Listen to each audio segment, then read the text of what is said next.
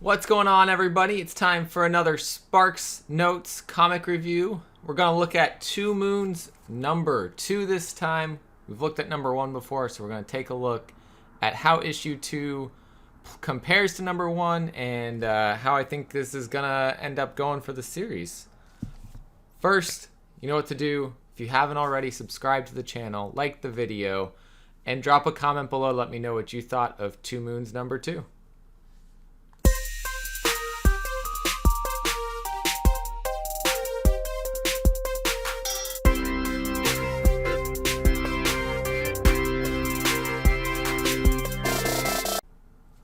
Welcome back, everybody. Let's begin talking about Two Moons number 2 from Image Comics. This is written by John Arcudi with art by Valerio Giangiordano, colors by Bill Crabtree, and letters by Michael Heisler. Two Moons number 1 I absolutely loved. I loved that we're getting this Civil War horror kind of story with some maybe supernatural elements in there. And that continues and maybe intensifies into issue 2. We get to see what happens and the consequences of Virgil's actions at the end of issue 1, where, spoiler alert, everybody, this has spoilers for number 1, where he shot one of his officers on the Union side of the war because he was looking a little something like that guy right there. And so he was seeing the guy's inner demons, inner monster, and so he knew that he needed to kill him or punish him in some way. But what we end up seeing happen is that, one, the nurse finds out about what happened, and she doesn't believe that he would do something like that. And two, the Confederate soldiers saw him do it too and try to break him out. But before that happens, we get to see some crazy good art right here of, this is Coyote, which is one of spiritual characters, creatures from his Native American heritage. And we see so much good art here, seeing kind of the supernatural side of the Native American spiritual world, and I absolutely loved it. That comes up again later on, and it's like he's getting these spiritual messages to do certain things.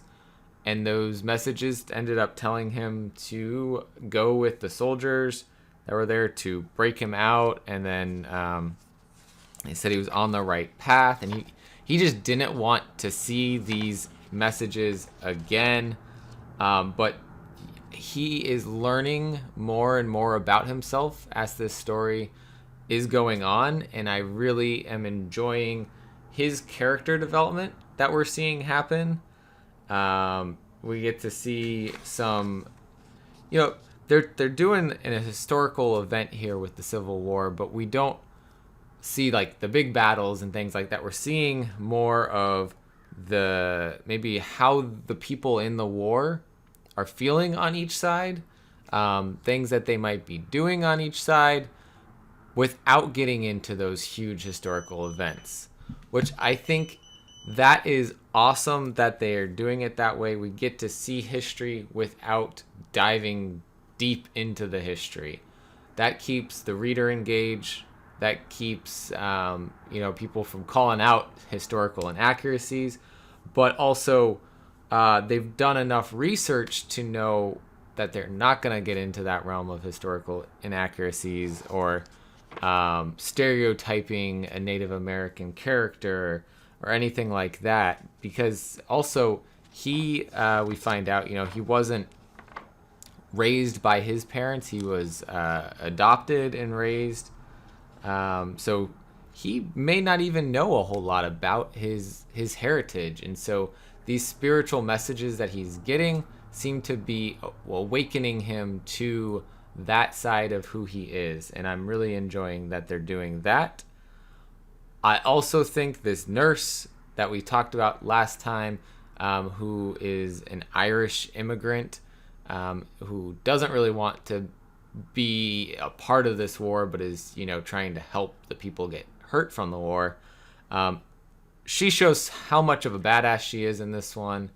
And her story is going to intersect with Two Moons or Virgil's story.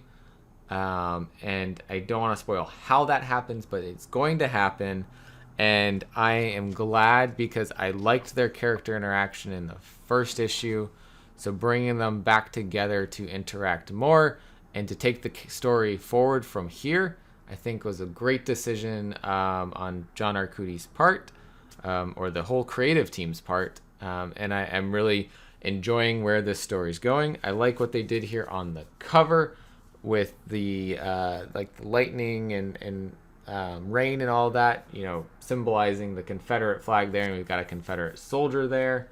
I don't have the cover B around me, but the art on that gets more into like the spirits and the ancestry stuff with Two Moons, and I really enjoy the art on that as well. So this art has been so awesome to see.